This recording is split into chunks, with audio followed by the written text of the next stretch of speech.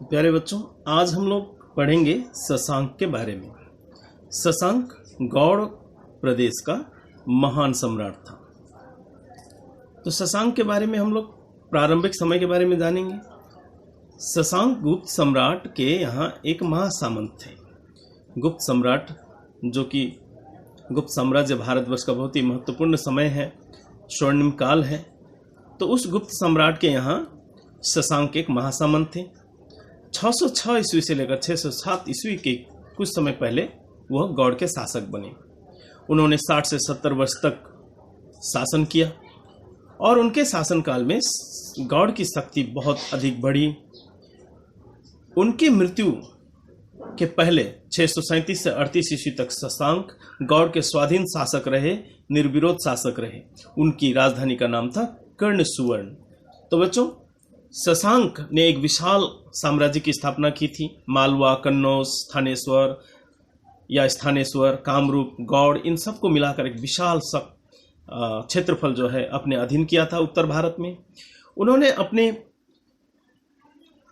स्वार्थ के लिए पारस्परिक द्वेष और मैत्री संबंध स्थापित किए। पड़ोसी राज्यों के साथ किसी के साथ मैत्रीपूर्ण संबंध तो किसी के साथ शत्रुतापूर्ण संबंध रहा। उन्होंने समग्र गौड़ प्रदेश, मगध, बोधगया, उड़ीसा के अधिकांश हिस्से को मिलाकर के एक बृहद सा गौड़ प्रदेश का गठन किया था। शशांक की राजधानी कर्णसुवर्ण। कर्णसुवर्ण जो है प्राचीन बंगाल का एक शहर।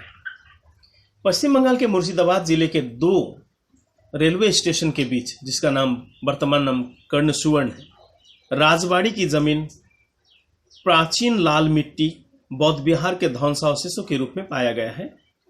यह कर्णसुवर्ण जो है इस क्षेत्र में उसके कुछ अवशेष मिले हैं, पश्चिम बंगाल के मुर्शिदाबाद जिले में। चीनी बौद्ध यात्री सुयांग जांग के विवरणों में उल्लेख मिलता है इसका। इसी के निकट उस समय गौड़ प्रदेश की राजधानी कर्णसुवर्ण स्थित थी। चीनी भाषा में इस बौद्ध विहार का नाम था लोटोमोचिन। ह्वेनसांग जो कि चीनी पर्यटक थे, उन्होंने अपने ताम्रलिपि में आधुनिक नाम तामलुक से वो यहां आए थे। स्थानीय तौर पर कर्णसुवर्ण राजा कर्ण के महल का नाम था। ह्वेनसांग ने लिखा है कि यह देश जनसंख्या बाहुल क्षेत्र है। यहाँ के लोग काफी समृद्ध थे। यहाँ की भूमि नीची और आर्द्र है, जिससे यहाँ नियमित रूप से खेतीबाड़ी होती है। प्रचुर फल फूल मिलता था। जलवायु समशीतोष्ण था। यहाँ के लोगों का चरित्र अच्छा था। तो इस तरह से कर्णसुवर्ण के बारे में ह्वेनसांग ने भी अपने यात्रा वर्णन में लिखा है।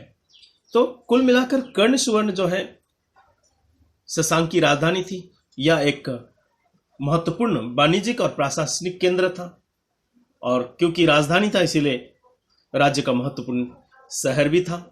शशांक की मृत्यु के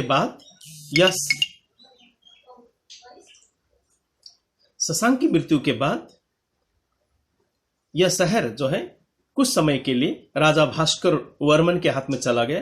फिर इसके बाद कुछ समय तक यह जयनाग की राजधानी बनी। फिर 700 वर्ष के बाद इस शहर के बारे में कोई जानकारी नहीं है। पाल और सेन युग में ऐतिहासिक सामग्री में इसका कोई उल्लेख नहीं है। तो इस तरह से कर्णसुवर्ण एक महत्वपूर्ण शहर और एक महत्वपूर्ण राजधानी थी, जहां से होकर शशांक ने पूरे राज्य भर में शासन किया। शशांक जो है बहुत ही महत्वाकांक्षी व्यक्ति थे। उन्होंने कई पड़ोसी राज्यों को जीता था। उनका पशुवृत्ति वंश के शासक हर्षवर्धन के साथ युद्ध बहुत ही महत्वपूर्ण है। शक्लोत्तर पथनाथ की उपाधि धारण करने वाले हर्षवर्धन शशांक को पराजित नहीं कर पाए। तो इस तरह से